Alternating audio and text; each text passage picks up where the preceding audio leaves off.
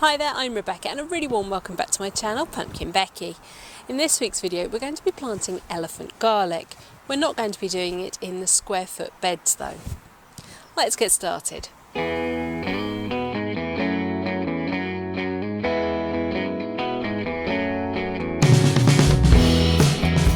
Before we get going on this week's video, Katie and I just want to make a little announcement. We are going to be taking part in the virtual Great British Dog Walk on behalf of Hearing Dogs for Deaf People, which is an absolutely wonderful charity. We are going to be doing our walk in Halloween fancy dress, and we're going to do it on the 30th and the 31st of October this year. If you would like to help support us, support Hearing Dogs for Deaf People, please have a look in the description box. There is a link to my Just Giving page and you can make a donation there. That would be absolutely wonderful. Really would appreciate anything you could do.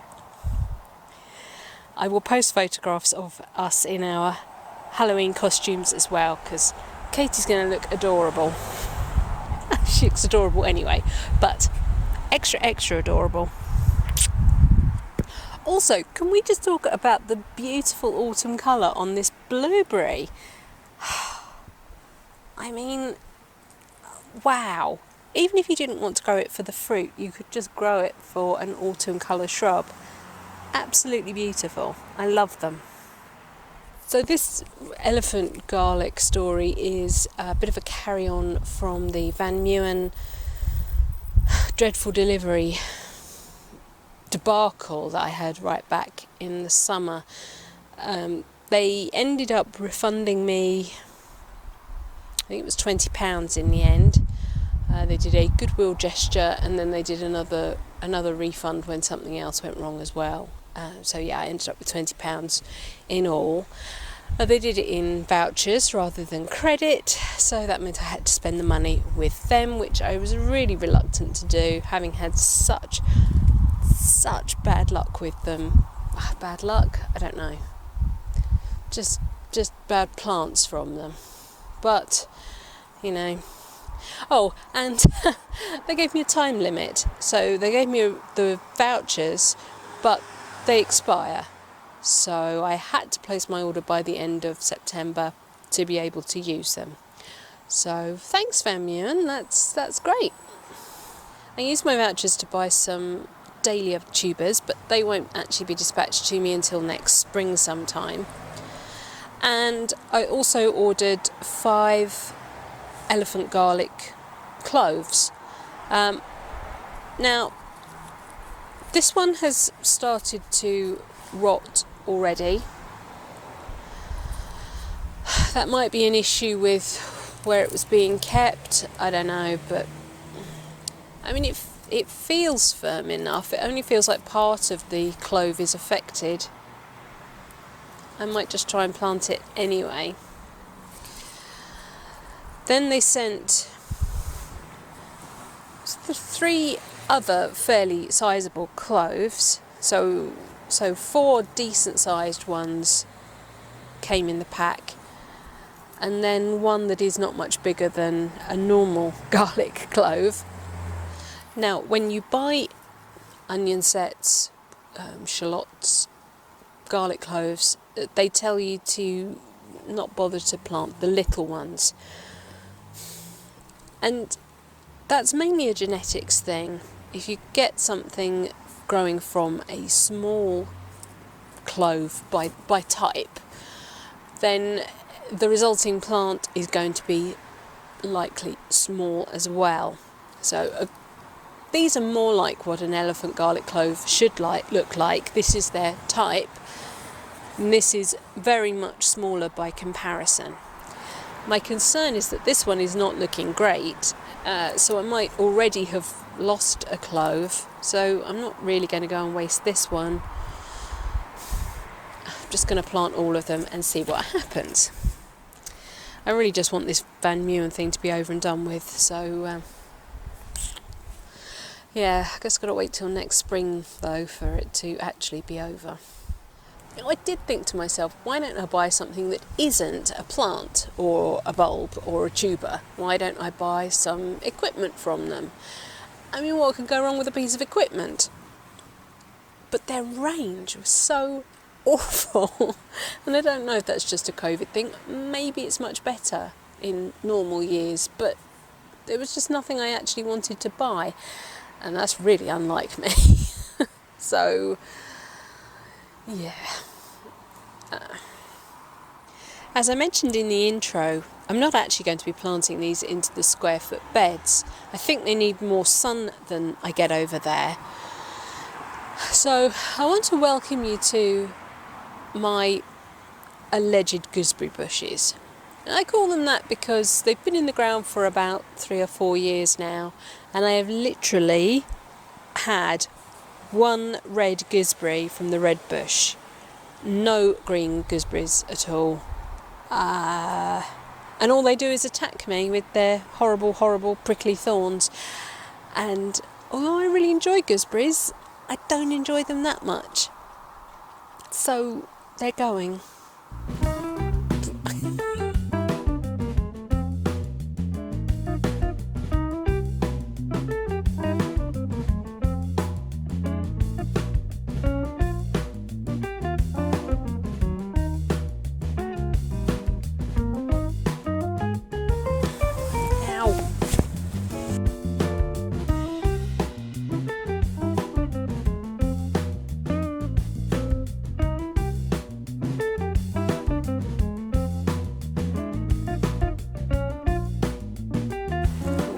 Get stabbed in the face by them.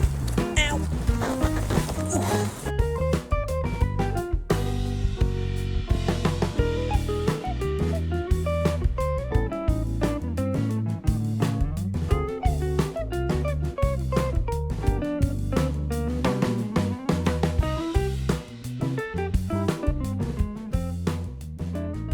This dense mat of root is actually from the ivy that climbs up the fence behind, so I am going to dig through and take some of this out.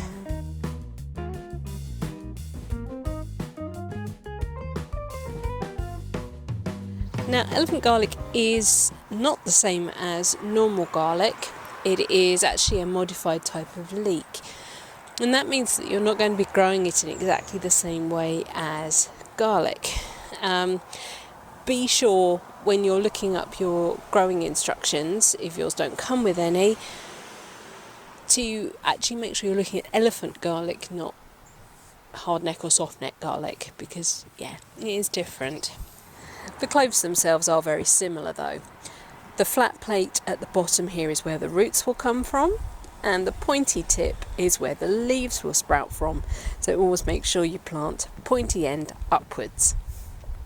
When you plant onions and shallots, you always tend to leave the tip pointing out of the soil, and that can be a problem with wild birds, blackbirds, pigeons. They can see the tip, think it's something interesting to eat and pull it out, and sometimes you have to sort of go round and just make sure your sets are back in the ground.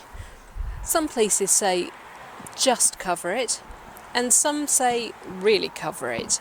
I'm going to go with the really covering it method.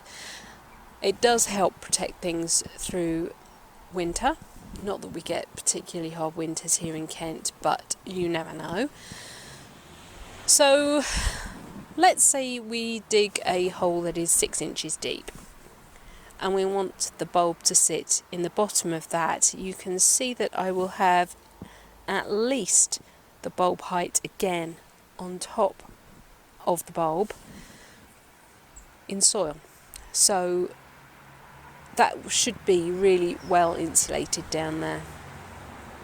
Much like onions, when they're growing they like to be as free of competition as possible, so keep the weeds down, and that's another reason why I'm not planting them in the square foot beds, because there is competition from other plants for light and space. They like to feel the space around them.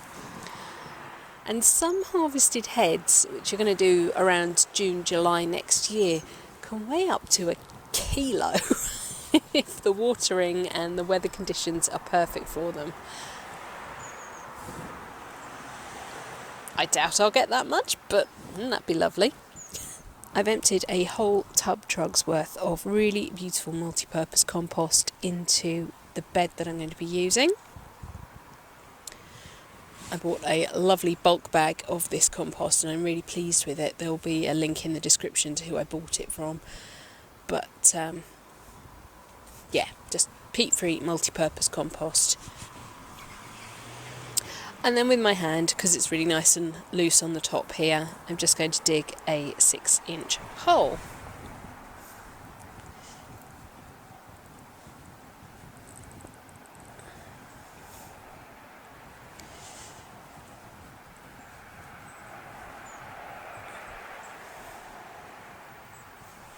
And how do I know that is 6 inches?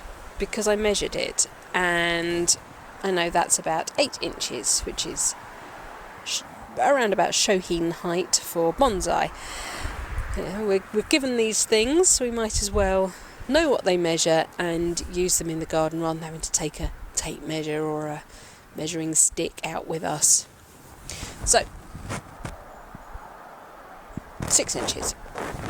And I'm going to place it in the bottom of the hole. I'm not screwing it down into the soil.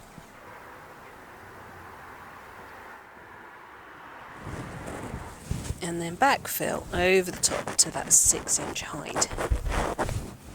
Firm it down.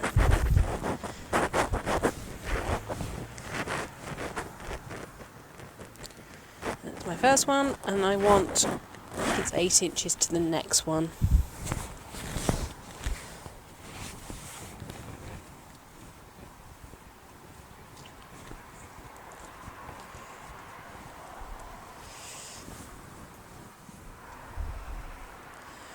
The reason not to screw them down into the soil is exactly the same as for planting spring bulbs. That bottom plate where the roots come from is very delicate and you don't want to damage that at all. I've just planted one at the back, so I've got one here, here and here. I go for another one here.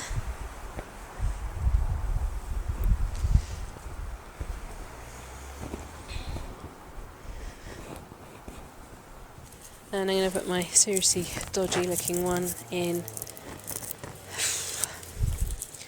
I really don't know whether it's going to be okay. The tip has gone hard and strange. I'll give it a try.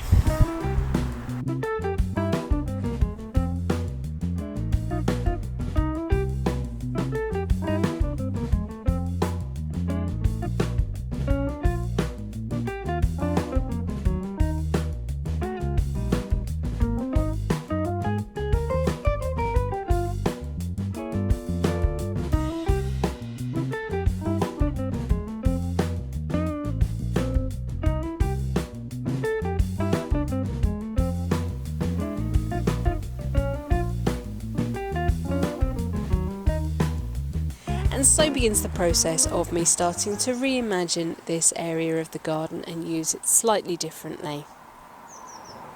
Right, that's it for this week's video. Thank you so much for watching. Please remember to rate, share, donate if you can to our sponsored walk, and remember to subscribe to me here on YouTube.